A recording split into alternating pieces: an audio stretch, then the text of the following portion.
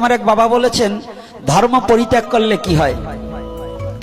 যারা পৃথিবীতে সনাতন ধর্মকে, যে ধর্মে জন্মগ্রহণ করেছে সেই ধর্মকে পরিত্যাগ করে যারা অন্য ধর্ম গ্রহণ করছে, ওর মতো পাপিষ্ট পৃথিবীতে ভগবান আর সৃষ্টি করে নাই।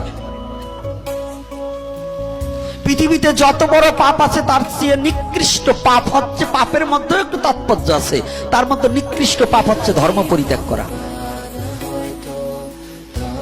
পাপ এমন একটা জিনিস, তা থেকে বহুবিধ পাপের সৃষ্টি হয়। একটু পাপ করলে আরো পাপ এসে দাঁড়ায়।